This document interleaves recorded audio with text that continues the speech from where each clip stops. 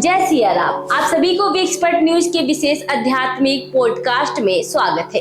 एक ऐसा podcast episode में जो न सिर्फ आपके मन को शांति देगा बल्कि आपकी आत्मा को प्रभु भक्ति से भर देगा। शायद आप सोच रहे होंगे कि इस पॉडकास्ट को देखने सुनने में अगले 10 से 15 मिनट क्यों लगाए, तो आपको बता दें, आज हम आपके लिए लेकर आए हैं एक बहुत ही खास अनुभव। हमारे साथ आज स्टूडियो में मौजूद हैं पंडित अंकुश मिश्रा जी, जो उत्तर प्रदेश के मिर्जापुर जिले से ताल्लुक रखते हैं और विशेष आग्रह पे मोक्ष नगरी काशी में हमारे पॉडकास्ट में पधारे हैं। आपने प्रभु श्री राम के भजन तो बहुत सुने होंगे, लेकिन आज आप सुनेंगे राम कथा के साथ वो अनुभव जो जीवन को नई दिशा देगा। पंडित अंकुश मिश्रा जी भक्ति में ऊर्जा भरने वाली बातें भी आज हमसे साझा करेंगे, तो आइए प्रभु की भक्ति में डूबने के लिए तैयार हो जाइए। और हाँ, पॉडकास्ट खत्म होने के बाद आपका अनुभव कमेंट्स में जरूर साझा कीजिएगा। तो चलिए स्वागत करते हैं पंडित अंकुश मिश्रा जी का। वी एक्सपर्ट न्यूज के ऑफिस में आपका ढेर सारा स्वागत है आचार्य अंकुश मिश्रा जी। सबसे पहले जानना चाहेंगे आपकी शुरुआत कैसे हुई? सर्वप्रथम आपके वी एक्सपर्ट न्यूज को देखने वाले जितने भी दर्शक हैं उन सभी को मेरा जय माँ विंध्यवासिनी, क्योंकि मैं विंध्याचल धाम से आया हूँ और मेरा जन्म विंध्याचल धाम में हुआ, ये मेरे लिए सौभाग्य की बात है। क्योंकि जन्म तो मनुष्य योनि मिली वही सौभाग्य की बात है, लेकिन उसमें अगर किसी तीर्थ क्षेत्र में किसी धाम में अगर आपका जन्म हो जाए तो वो अनंत सौभाग्य की बात होती है। तो माँ विंध्यवासिनी के धाम में मेरा जन्म हुआ, ये मेरे लिए सबसे अत्यंत सौभाग्य की बात है। और मैं आप सभी से निवेदन करूँ कि इस पॉडकास्ट के माध्यम से माँ विंध्यवासिनी के यहाँ से चूंकि मैं आया हूँ, तो जो कुछ भी सूचनाएं, जो कुछ भी बात मैं आप लोगों को बताऊंगा वो धार्मिक और आध्यात्मिक भगवान से जुड़ी हुई होंगी और हम लोगों का कल्याण कैसे होगा इन्हीं सब विषय पर होंगी। देखिए, आज अध्यात्म से जुड़ी चीजें आपसे हम जानना चाहेंगे। तो हमारा सबसे पहला सवाल जो है वो ये होगा कि मानव जीवन का उद्देश्य क्या है? हाँ, ये देखिए, ये जो प्रश्न है ये आजकल के समाज में जितने भी लोग हैं ये मानव मात्र के लिए है। मतलब मानव मात्र में जितने भी मानव है उसमें कोई जाति या कोई वर्ण, कोई धर्म, कोई संप्रदाय इससे मतलब नहीं रखता है। मानव मात्र को चाहिए कि इस बात की जानकारी रखें कि हमारे मानव जीवन का उद्देश्य क्या है। तो आप इस बात पे पहले गौर करिएगा कि मनुष्य यही चाहता है कि हम हर परिस्थिति में आनंदित रहें और सुखी रहें। मतलब हमारा जिससे जुड़ाव हो वो हमें सुख प्रदान करे, वो हमें आनंद प्रदान करे, और हम जिससे जुड़े उससे हमें सुख मिले। और हमारे साथ होता इसका विपरीत है, हमें सुख प्राप्त नहीं होता, हमें प्रेम प्राप्त नहीं होता। थोड़े दिनों तक हमारा किसी से संबंध रहता है, किसी से प्रेम रहता है, फिर वो विकृत हो जाता है, नष्ट हो जाता है। तो कहने का तात्पर्य यह है कि सुख कैसे प्राप्त होगा, आनंद कैसे प्राप्त होगा। और जब हम आनंद की तरफ बढ़ेंगे तो आनंदित कौन है और आनंद का समुद्र कौन है? तो गोस्वामी जी ने रामायण में लिखा है कि जो आनंद सिंधु सुख राशि सी करते त्रैलोक उपासी। जो आनंद का समुद्र है, जो सुख का समुद्र है और प्रेम का समुद्र है, वो कौन है? वो सी करते त्रैलोक उपासी। मतलब सीख से, एक सीख से अगर उसका अंश मात्र हमें प्राप्त हो जाए तो हम उससे आनंदित हो जाए और प्रेम से परिपूर्ण हो जाए। संसार में अगर हम प्रेम पाना चाहेंगे, संसार में किसी से सुख पाना चाहेंगे तो वो हमें नहीं मिलेगा, क्योंकि संसार में सुख है नहीं। वस्तुतः जो चीज जहाँ रहती है वही चीज हमें वहां से मिलती है। तो सुख हमें संसार में क्यों नहीं मिलता? क्योंकि संसार में दुख ही दुख है। संसार को कहा गया है गीता में कि दुखालयम अशाश्वतम। संसार जो है वो दुख का आलय है, दुख का समुद्र है। तो संसार में अगर हम सोचें कि सुख मिले तो सुख नहीं मिल सकता, दुख ही मिलेगा। तो सुख कहाँ है? भगवान के चरण में। तो आपने प्रश्न किया कि मानव के जीवन का उद्देश्य क्या है। तो मानव के जीवन का सर्वोत्कृष्ट और परम उद्देश्य यह है कि वह भगवान को प्राप्त करे। येन केन प्रकारेण जीवन जीना। ये कोई बड़ी बात नहीं है कि हम अपना जीवन जी लिए, बहुत बढ़िया सुख सुविधाओं में, धन दौलत में हमने अपना जीवन व्यतीत कर लिया। इन सब सुविधाओं के साथ होते हुए हमें भगवान को नहीं भूलना है, भगवान को याद करना है और ये लक्ष्य बना करके चलना है कि हमारा ये जीवन भगवान के प्रति समर्पित हो। देखिए, जैसे कि आपने भगवान की बात की है, तो कई मनुष्य होते मानो जो जानना चाहते भगवान है या नहीं, तो इसके बारे में नहीं, तो ये भगवान है या नहीं, तो इसमें मैं आपसे ही पूछूंगा कि आप एक बात पे गौर करिएगा कि हम लोग चाहते हैं कि सदैव सुखी रहें। भाई सभी चाहते हैं सुखी रहें, लेकिन फिर भी दुखी होते हैं। सब चाहते हैं कि हम लोग कभी मरे ना, कोई चाहता मरना, कोई नहीं चाहता, लेकिन हम लोग फिर भी मर रहे हैं, फिर भी दुखी हो रहे हैं। और हम लोग चाहते हैं कि हमारे साथ समस्त व्यवस्थाएं हमारे अनुकूल हों, लेकिन वो हमारे प्रतिकूल हो जाती हैं। तो कोई तो है जो इस सृष्टि का संचालन कर रहा है। आचार्य रजनीश ओशो का एक कथन है, वो कहते हैं कि आप लोगों को ये इतना बड़ा आयोजन नहीं दिखता, ये वृक्ष, ये पशु, ये पक्षी, ये रंग बिरंगे मोर, जितने पशु पक्षी हैं उनकी आकृतियों को देख करके देखिए। जहाँ पर सामने एक वृक्ष है, ये भी समय आने पर फलता है, फूलता है, उसमें पुष्प निकलते हैं। तो ये किसी मनुष्य के बस की बात नहीं है कि मनुष्य किसी पेड़ में या वृक्ष में फल निकाल दे या पुष्प निकाल दे, वो सब परमात्मा की कृपा से है। तो सोचिए कि इन लोगों की रचना करने वाला कौन होगा, किसका कौन, मतलब कि इस तरह से सबकी रचना करा, क्योंकि मनुष्य के बस की बात नहीं है। और जैसे अगर ये पेड़ है तो पेड़ की रचना करने वाला कोई है, हमारे पास मोबाइल है तो मोबाइल का मैन्युफैक्चर करने वाले कितने लोग हैं, ये मूर्ति यहाँ पर बना के रखी गई है तो मूर्ति को बनाने वाला कोई है। वैसे ही जब मनुष्य बनाए गए हैं तो मनुष्य को बनाने वाला जो है वही भगवान है, और वो सर्वत्र व्याप्त है। जी, क्योंकि भगवान के अवतार भी देखे गए अलग अलग जगह पे, तो भगवान के अवतार क्यों होते हैं? भगवान के अवतार, जी, देखिए भगवान के अवतार में तो आपने अगर महाभारत पढ़ा हो, या जितने भी लोग यहाँ पर हैं महाभारत पढ़ते होंगे, तो उसमें तो भगवान ने एक बार कहा कि यदा यदा हि धर्मस्य ग्लानिर्भवति भारत अभ्युत्थानम् अधर्मस्य तदात्मानं सृजाम्यहम् परित्राणाय साधूनां विनाशाय च दुष्कृतां धर्म संस्थापनार्थाय संभवामि युगे युगे। मतलब कि जब जब इस धरती पर धर्म की हानि होती है और लगता है कि अब जितने भी याज्ञिक कार्य हैं, वैदिक कार्य हैं, और जितने भी सुविज्ञ लोग हैं, विद्वान लोग हैं, ब्राह्मण लोग हैं, धर्मात्मा लोग हैं, ऋषि मुनि हैं, उनको देवताओं का पूजन करने में, धार्मिक कार्य करने में, लोगों का परोपकार करने में रोका जा रहा है, उनके मार्ग को अवरुद्ध किया जा रहा है।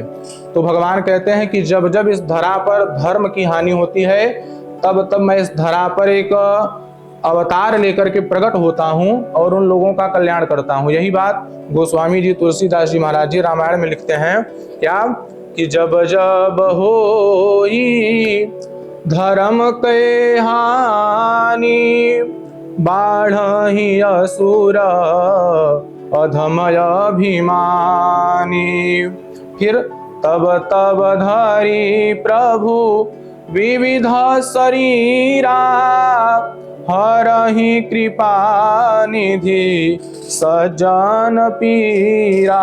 कहते हैं कि जब जब होई धर्म की हानि, जब जब इस धरा पर धर्म का ह्रास होता है, तब तब भगवान तब तब धरि प्रभु विविध शरीरा, तब तब विविध शरीरों में भगवान यहाँ पर अवतार लेते हैं। तो भगवान के अवतार का मुख्य उद्देश्य यही है कि जब भी इस संसार से कोई व्यक्ति दुखी होकर के, लोगों की प्रताड़ना से दुखी होके भगवान को याद करता है, तो भगवान उसका कल्याण करने के लिए अवश्य ही इस धरा पर आते हैं। यही भगवान के अवतार का मुख्य प्रयोजन है।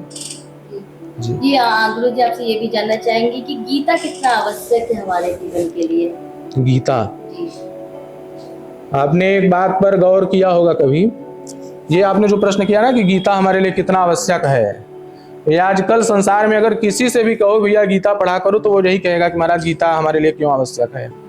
आपने कभी किसी के मुंह से ये नहीं सुना होगा कि हमारे लिए टीवी देखना क्यों आवश्यक है, हम कोई पिक्चर देखते हैं तो वो हमारे लिए कितना आवश्यक है, हमारे लिए मोबाइल चलाना क्यों आवश्यक है, या फिर हमारे लिए कहीं जैसे हम मॉल में गए हैं तो अनावश्यक समय व्यर्थ कर रहे हैं तो हमारे लिए वो क्यों आवश्यक है।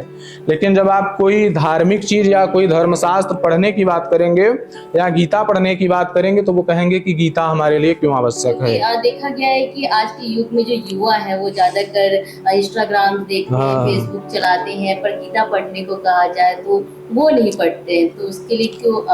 हाँ, तो वही क्या है कि जैसे हम लोग टीवी देख रहे हैं, उसके लिए क्यों आवश्यक है वो हमें भी नहीं पता कि टीवी देखना क्यों आवश्यक है। तो गीता हमें क्या सिखाती है? गीता में भगवान ने कहा है कि इंद्रियाणाम मनश्चास्मि, इंद्रियों में मैं मन हूँ, लेकिन मैं मन कब हूँ? जब मन मना भव, जब तुम अपने मन को मुझे दे दोगे। मन को भगवान को देने का तात्पर्य क्या है कि अपने इस मन से जो भी चिंतन करें वो भगवान के प्रति करें। कि हमारा उद्देश्य, हमारा कर्तव्य, जो भी कार्य कर रहे हैं वो भगवान का कार्य कर रहे हैं। तो जब हम गीता का अध्ययन करते हैं तो गीता से हमें ये प्राप्त होता है कि मन को कैसे ठीक किया जाए। एक दृष्टांत आपको दें, एक बालक है, छोटा बालक है, भक्त भागवत आप लोगों ने नाम सुना होगा और बहुत अच्छा कर रहा है, वृंदावन का है गीता में। तो उससे एक बार नेहा कक्कर जी ने पूछा कि गीता हमारे लिए क्यों आवश्यक है, गीता पढ़ना क्यों आवश्यक है।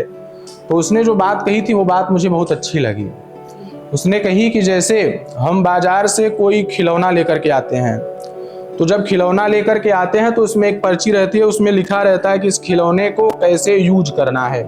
या अगर कोई मोटरसाइकिल, कोई वाहन भी खरीद रहे हैं तो उसमें लिखा रहता है कि इसको कैसे चलाना है, कैसे ड्राइव करना है, कहाँ ब्रेक है, क्या कैसे, सब कुछ। वैसे ही ये मनुष्य जीवन जो है, इसको कैसे जिया जाए ये हमें गीता सिखाती है। मनुष्य अपने दुखों से कैसे बचे, मनुष्य अपने दिमाग को शांत कैसे रखे, मनुष्य अपने मन को पवित्र कैसे रखे, इन सारी चीजों को गीता हमें सिखाती है।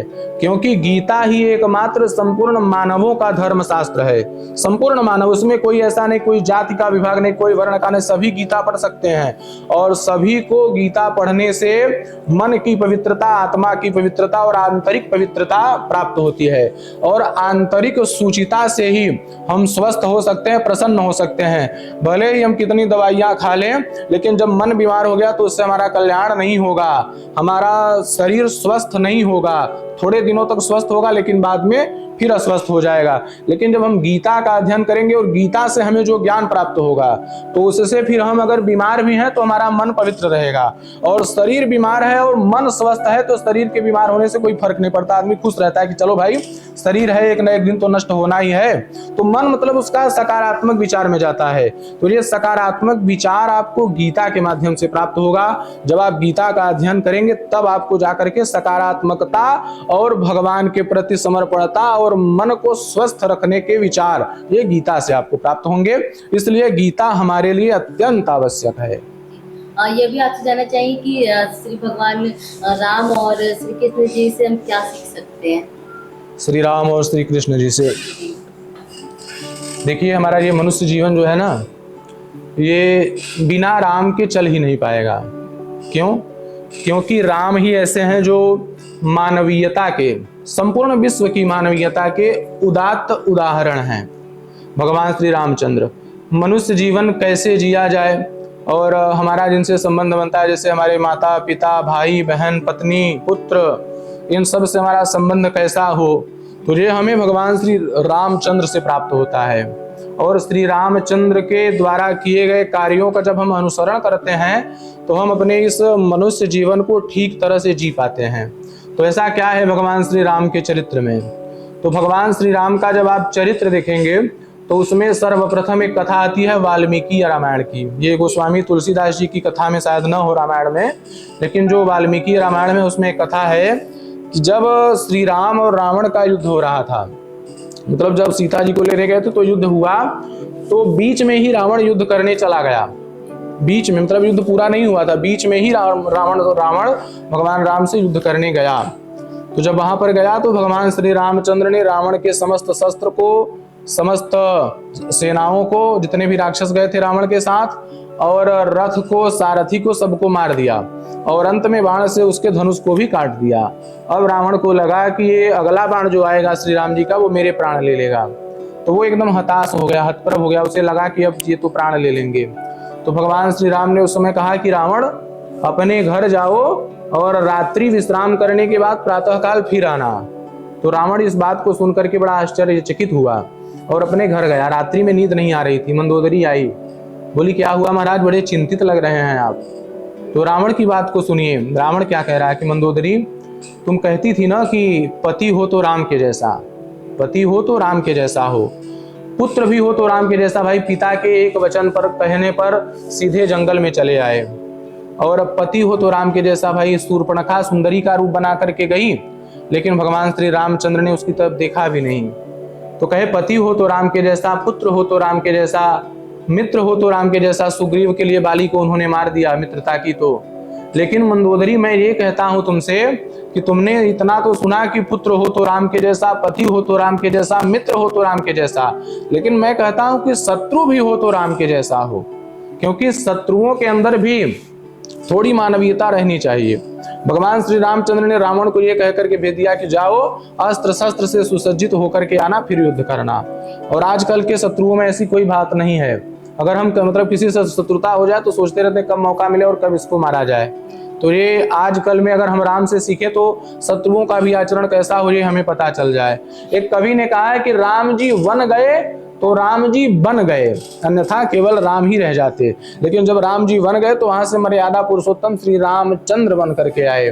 तो ये राम जी का चरित्र है, राम जी का चरित्र हमारे लिए अनुकरणीय है। और राम कृष्ण का जो अवतार है वो राम कृष्ण में कोई भेद नहीं होता है, लेकिन ये अवतार की दृष्टि से थोड़ा सा भेद हो जाता है।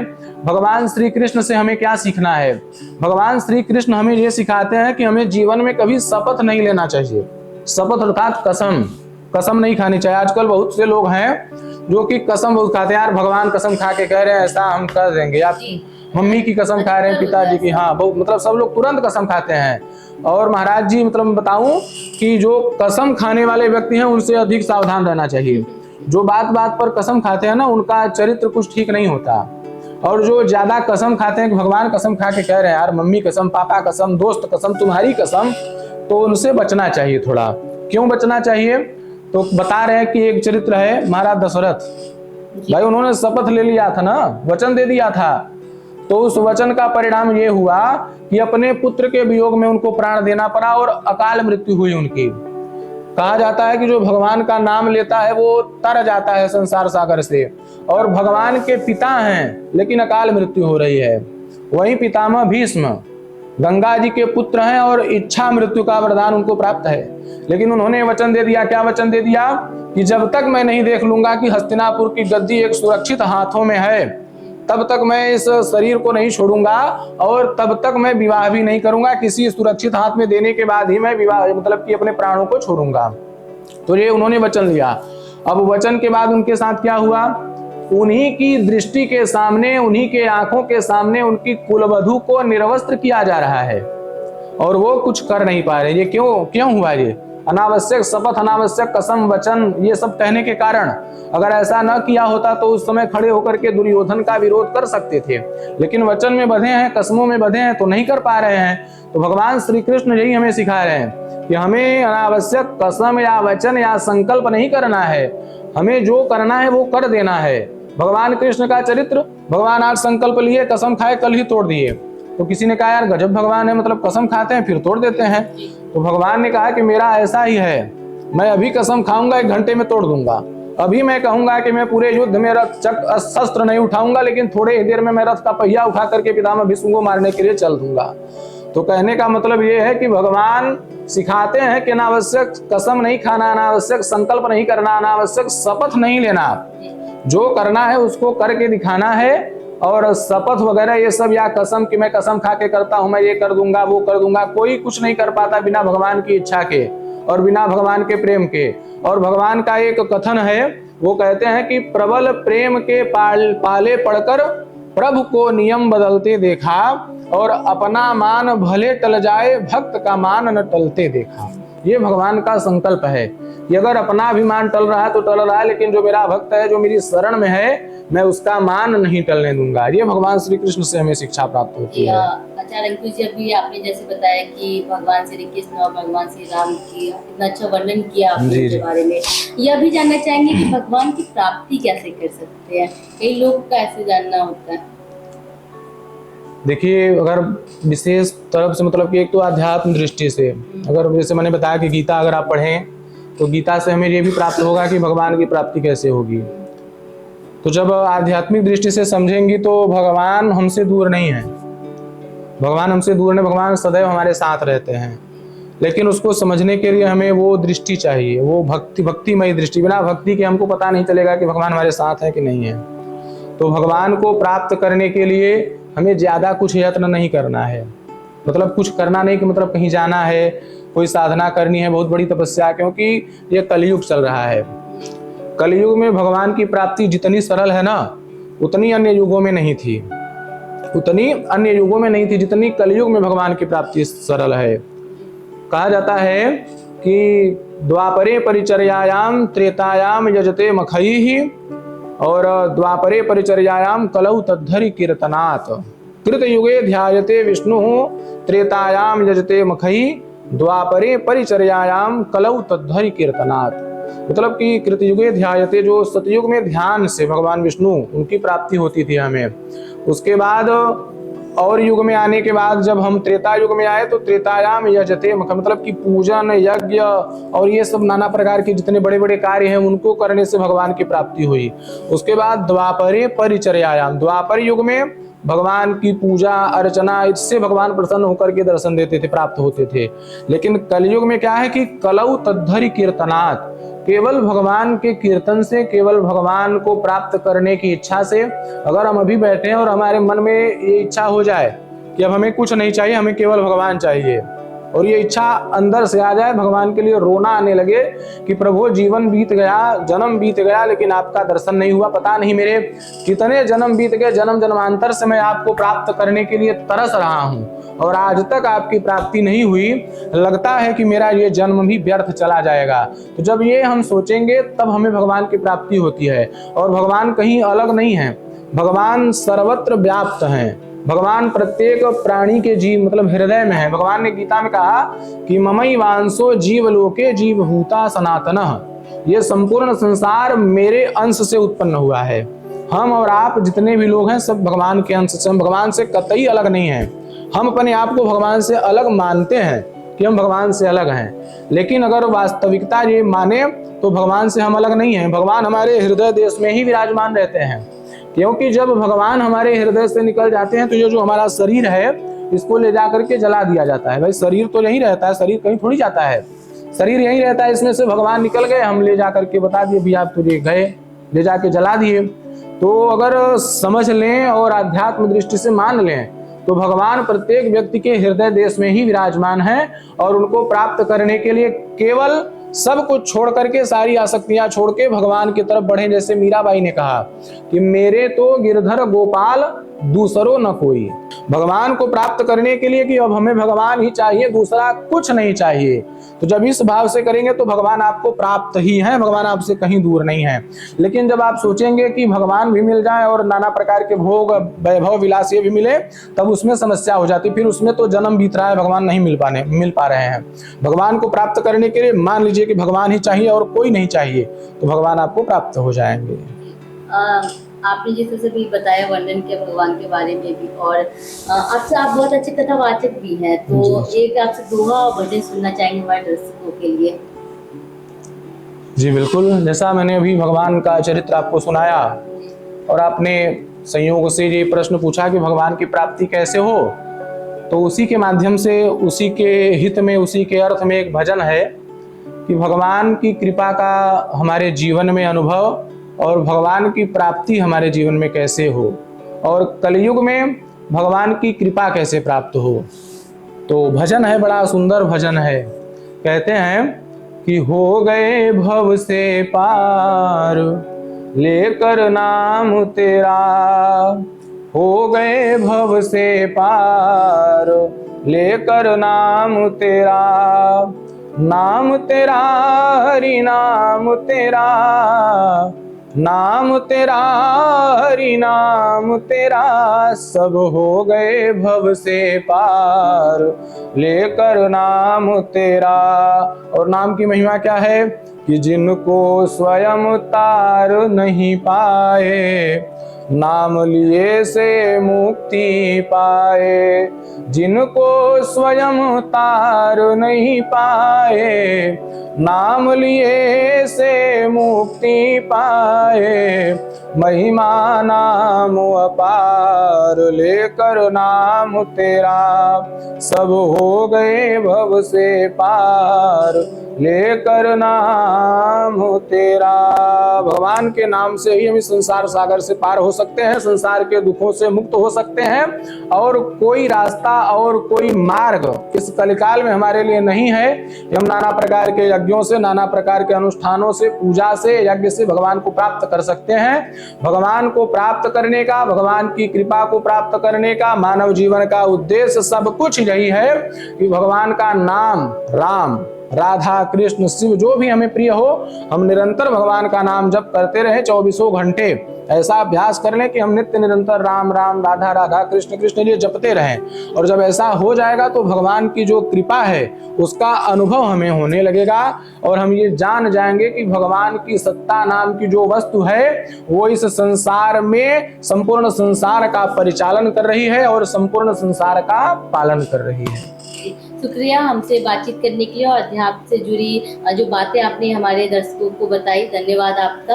आप देख सकते हैं अभी हम बात कर रहे थे आचार्य अंकुश मिश्रा जी से और साफ तौर पर उन्होंने अध्यात्म से जुड़ी बातें भी हम तक बताई है। इस तरह की पॉडकास्ट सीरीज में हम आपसे मिलते रहेंगे।